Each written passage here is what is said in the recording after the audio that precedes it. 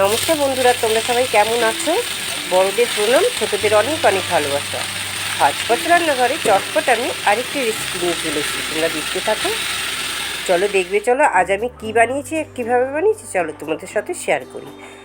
এটা দেখতে পাচ্ছ পালং শাক। পালং শাকটা খুব পরিষ্কার আছে, বেশি বাছতে লাগেনি। আর দেখো এইভাবে কুচিয়ে নিতে হবে। পালং শাক একটু কড়াইতে দিলেই কিন্তু গলে যায়, যার জন্য বেশি ঝিরিঝিরি কুচাতে লাগেনি। আর ভালো করে ধুয়ে নিতে হবে। আমি কলের তলায় দিয়ে ভালো করে জল দিয়ে অনেকবার করে ধুয়ে নিচ্ছি। বন্ধুরা, আমার চ্যানেলের রেসিপিগুলো যদি তোমাদের ভালো লাগে, একটা লাইক, শেয়ার, সাবস্ক্রাইব করে একটু পাশে থেকে সাপোর্ট করো।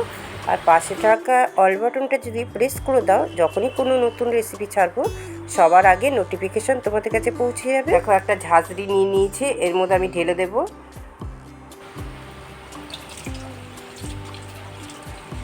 আমি এইভাবে অনেকবার করে শাকটাকে ধুয়ে নিয়েছি। আর শাকে কিন্তু খুব বালি ময়লা এসব থাকে। আগে কাটার আগে ধুয়ে নিয়েছি, তারপর আবার ধুয়ে নিচ্ছি। দেখো, ধোয়াটা কিন্তু আমার এবারে হয়ে গেছে। আর জলটা ঝরিয়ে নেব ভালো করে।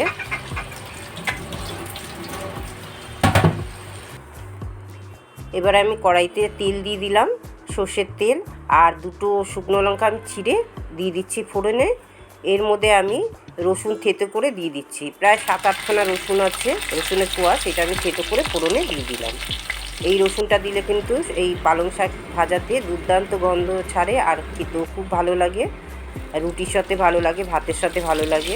এইবারে দেখো, কিছুটা কাঁচা লঙ্কা আমি এখানে চিড়ে দিয়ে দিলাম। তোমরা ঝালটা যে যেরকম খাবে সেরকম দেবে। দেখো, যখন সুন্দর একটা সুগন্ধ ছাড়ছে তখন আমি পালং শাকটা দিয়ে দিলাম।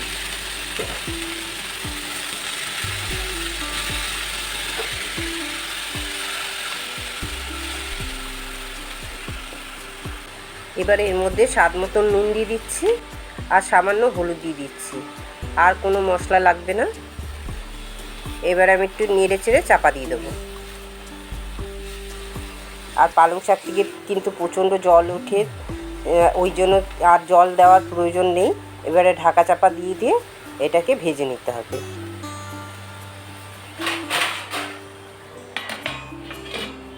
দেখো, 3-4 মিনিট বাদে আমি ঢাকাটাকে খুলেছি। দেখছো, একদম এইটুকুনি হয়ে গেছে পালং শাক, অতটা শাক ছিল। এবারে সামান্য চিনি দিয়ে দিলাম। চিনিটা দিয়ে একটু ভাজা ভাজা মতন করে নেব। একদম অল্প করে চিনি দিতে হবে, শাকে বেশি চিনি দিতে লাগে না শাক ভাজায়। অল্প করে চিনি দিলাম, দিয়ে এবার আমি একটু ভেজে নিলাম। দেখো, ভাজাটা কিন্তু হয়ে গেছে। এবার আমি তুলে নিচ্ছি।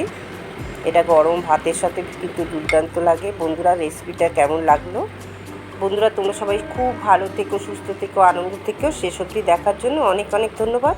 এর পরের দিন নতুন কোনো রেসিপি নিয়ে চলে আসবো। বাই।